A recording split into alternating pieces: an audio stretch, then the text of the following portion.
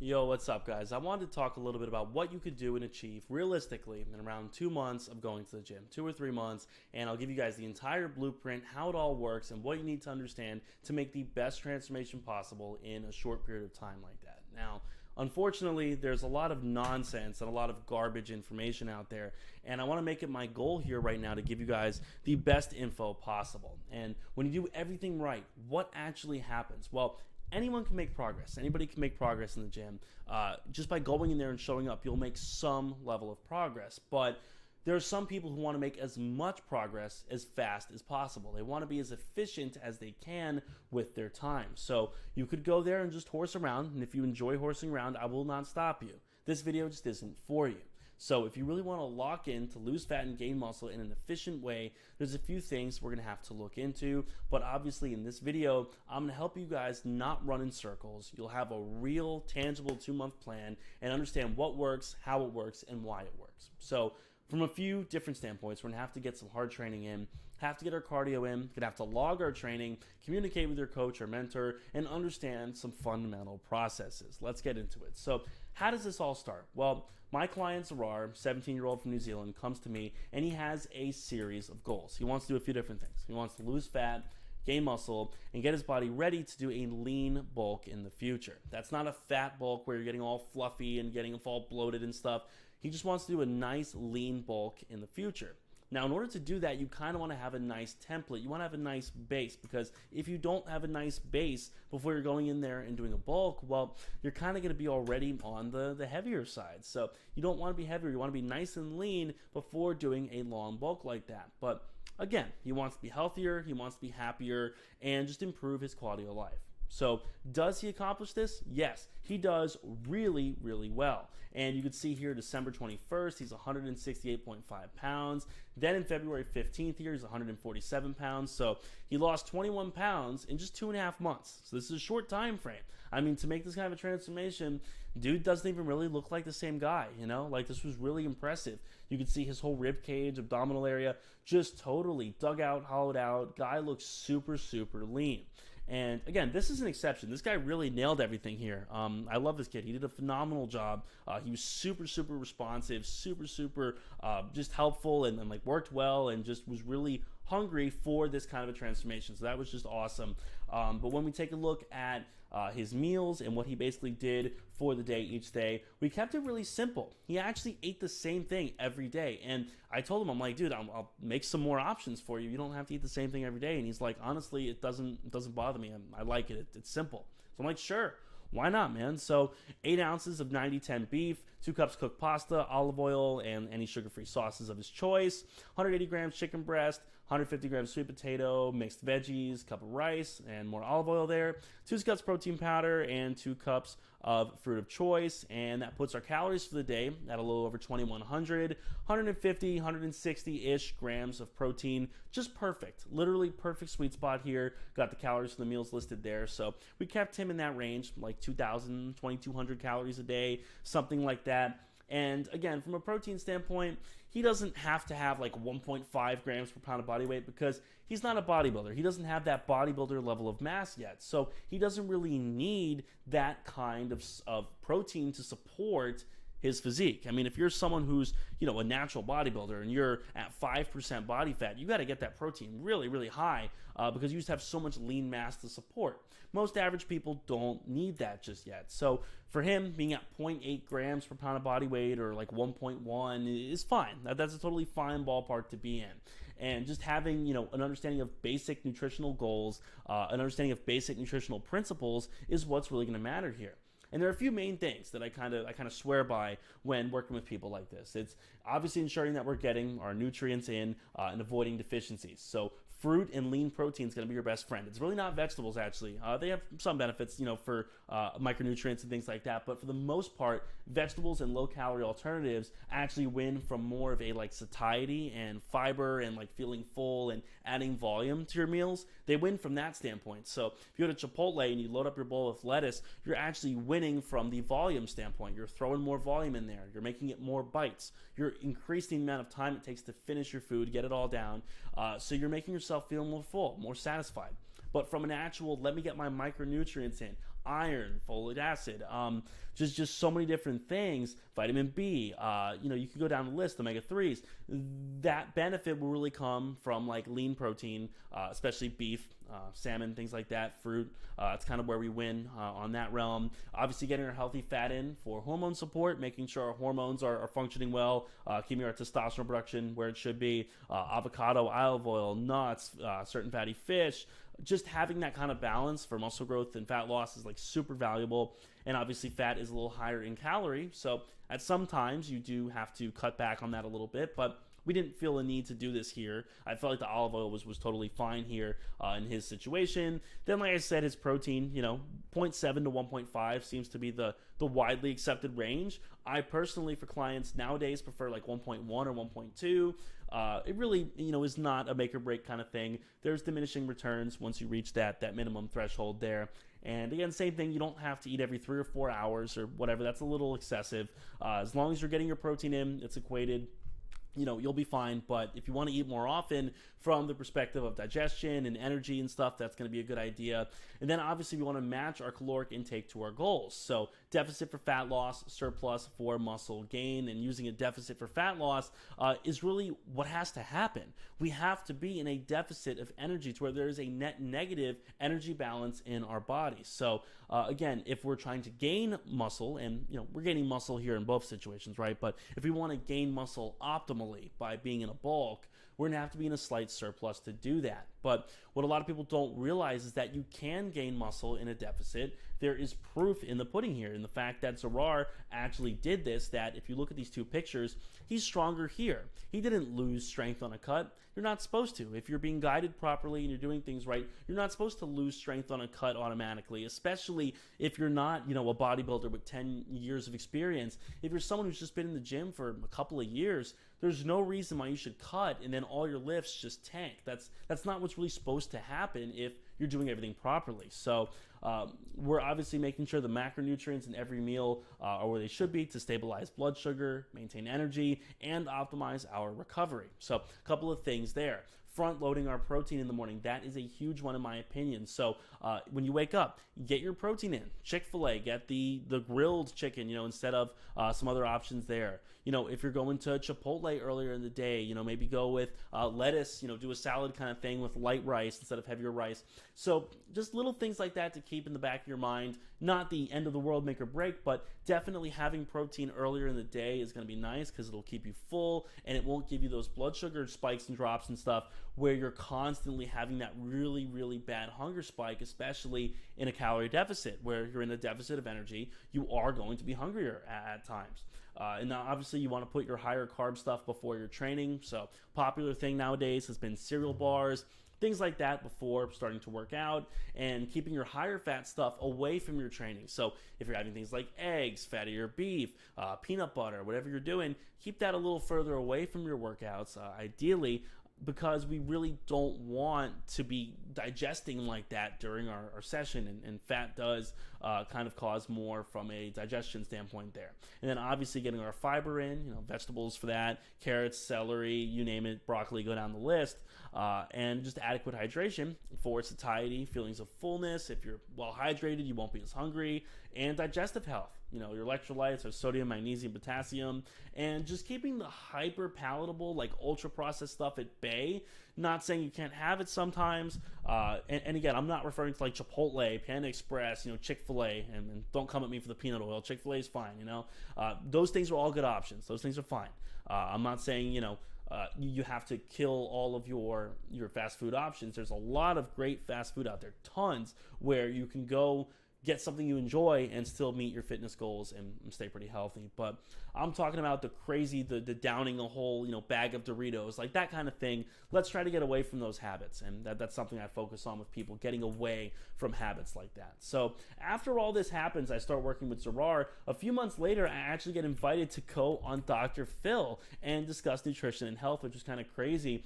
But what was so nuts about this is that this was all about Diet Coke. It was all about Diet Coke, artificial sugars, artificial gums and sweeteners and things like that. And the premise was, is the food that we eat killing us? And so the basic argument here that Dr. Phil made, and Kaylee Means, who was a whistleblower here from the FDA, Their basic arguments were this, that the food industry is killing us. They're putting chemicals in our food to make our products hyper palatable and addictive. Seed oils, glyphosate, artificial sweeteners, artificial colors are shortening our lifespan, and we have a sugar addiction and an obesity crisis in this country.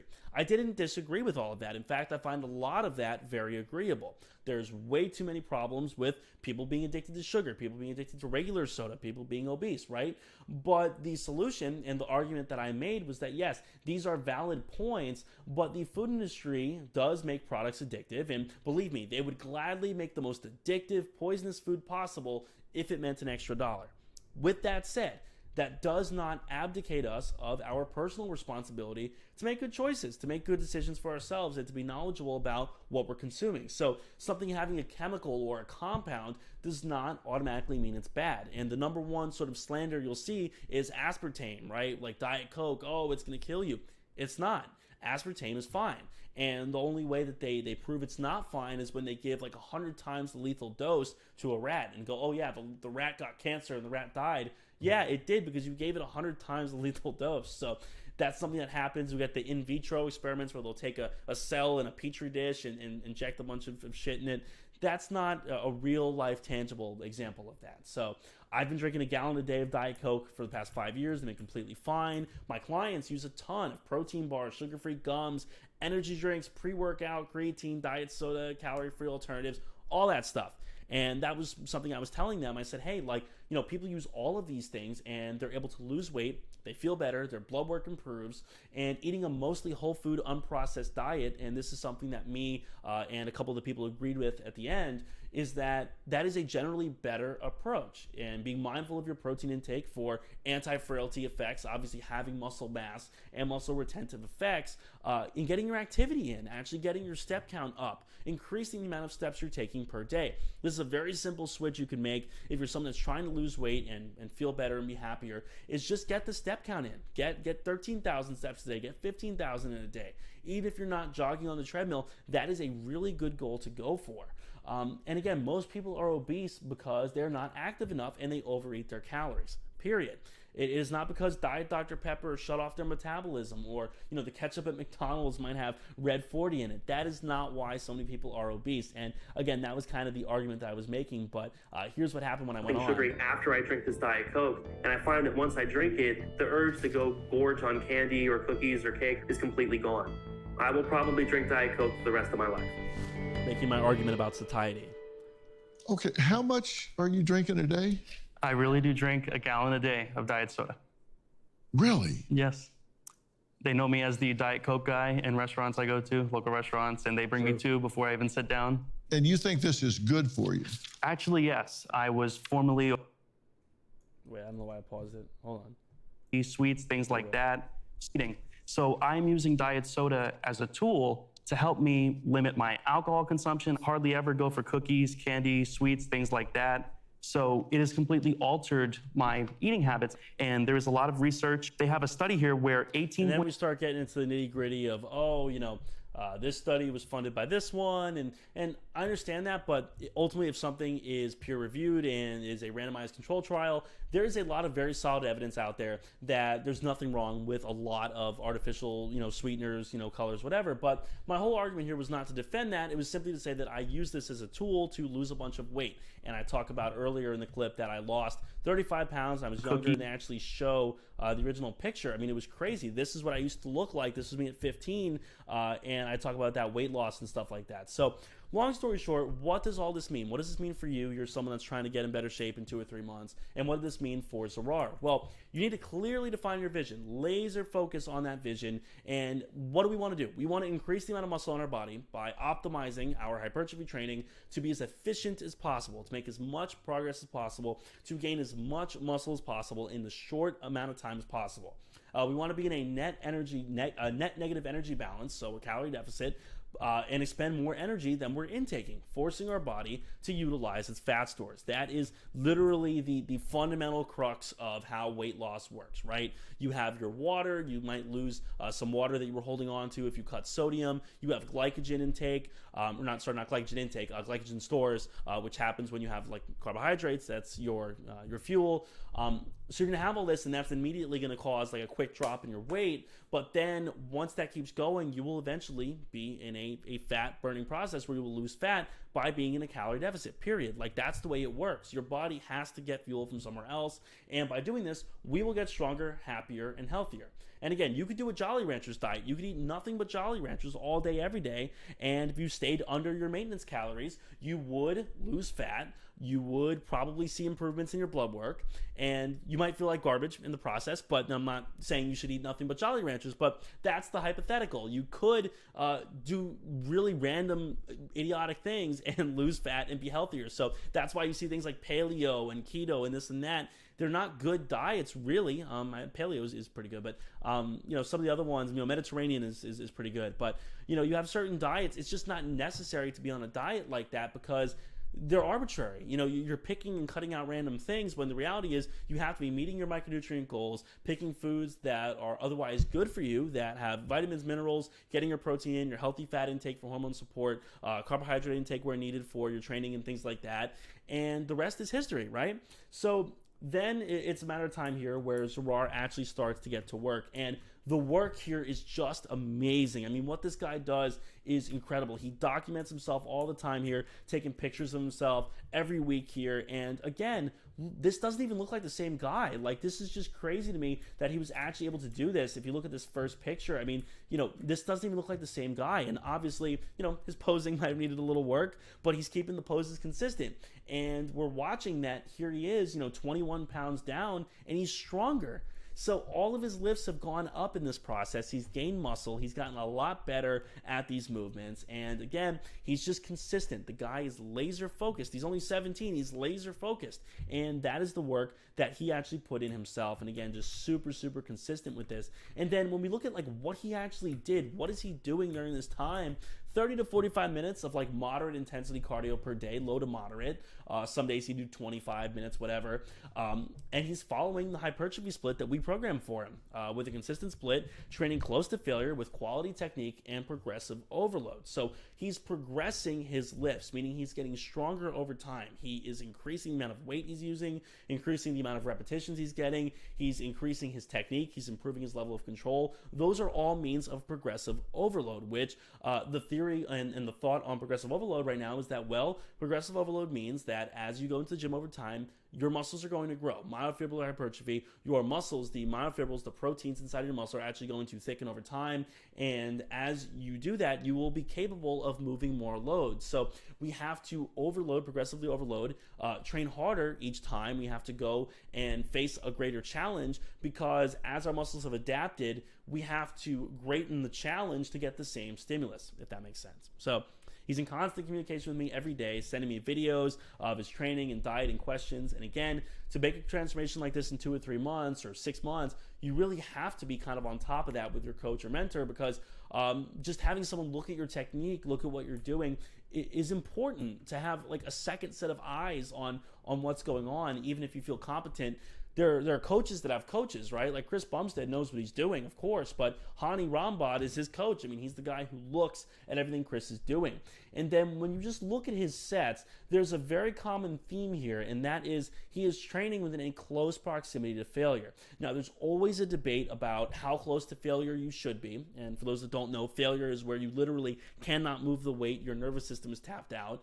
The proximity to failure is up for debate, but ultimately, as long as it's close, that's really what matters. And the thought right now is, again, like the 5-ish reps that are closest to failure are the most important reps, that those 5 reps are kind of created equal, and they each serve for about 20% of your growth potential for the set. So if he's doing a set like this, the 5 reps at the end where they're slowing against his will, same thing with his bicep curl here, right? These reps are just slowing against his will. There's nothing he can do to change this and stop this from slowing against his will.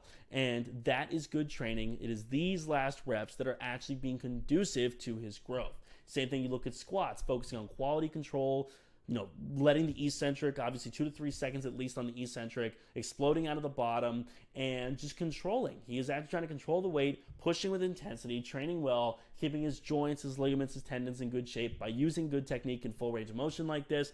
and good intensity. And you can see he cannot get this weight up. He is at failure. That is a really good set and a very hard set. And again, this takes a lot of like sort of a deep dive mentally to actually reach the point to be able to train like this, especially on legs and certain body parts. But the guy's experienced. You can see he has built this discipline over time with his chest press here. He's actually built this discipline in his head that, hey, I have to go and I have to train this hard. That's like really, really cool. And again, daily communication, daily logging, everything. And again, this doesn't even look like the same person.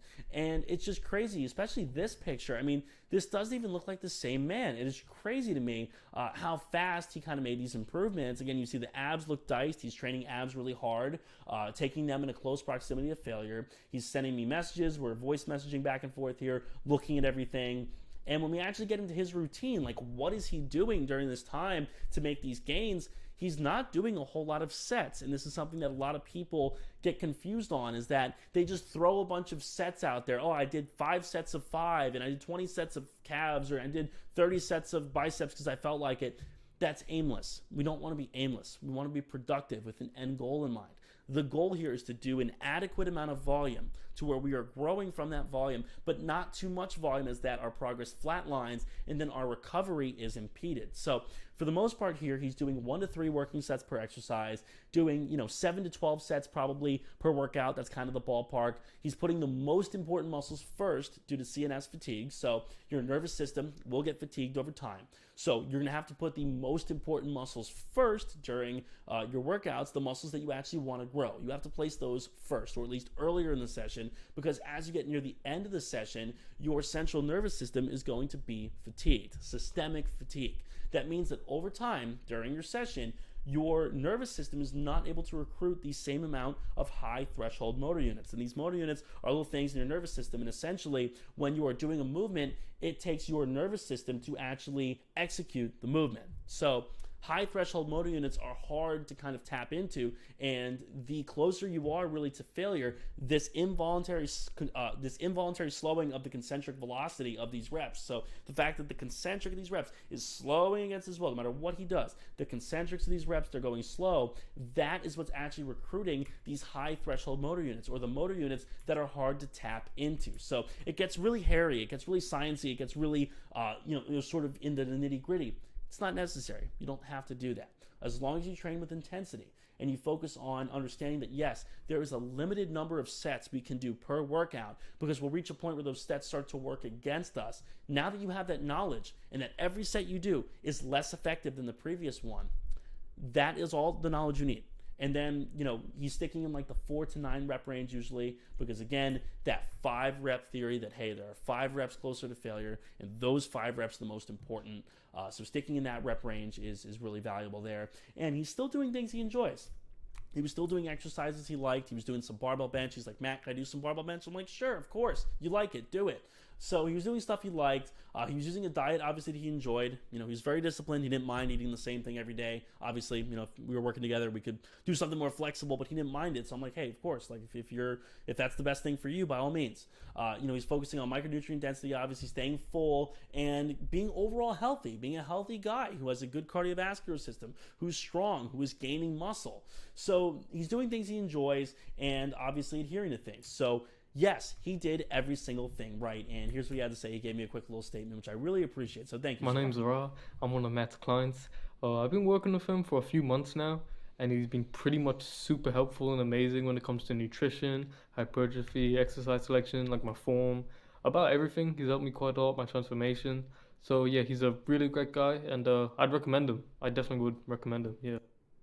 So appreciate it, Zawar. Thank you, bro. And that was a little statement from him. And if you would like to work together one-on-one, all you have to do is fill out the form in my description. And please, only if you're serious, again, for the final time, if you'd like to horse around, you're free to. I don't think any less of you if you want to horse around in the gym. That's fine. This is just not made for you. The goal here is to find people who are serious, who are actually looking to make a quick, efficient, science-based, evidence-based change that they are ready to put the work in for. So you can fill out the form in my description there. And again, there's kind of a theme here with all the people that I work with. Here's my client, Ben, who probably was my hardest trainer, actually, that I've worked with ever. This guy trained like a literal maniac. And you can see with all of his sets, he's putting a lot of effort in. He's going very hard. He's putting a lot of energy into these reps. But, you know, if you watch, especially near the end of his set, you can see the reps again are starting to slow against his will. No matter what he does, he's having a hard time getting this weight up. And these are the reps that really matter when it counts. Same thing, that daily communication here with him, talking on WhatsApp about everything there. My other client here, Caden, same thing. He's asking me questions about his steps and his cardio and, you know, timing his meals, just staying on top of everything. And then same thing if we look at his pendulum set here on the pendulum squat, which is a very, very good machine, by the way. You could see same thing, quality, intensity, pushing close to failure. And by doing sets like this, we are getting a high degree of motor unit recruitment.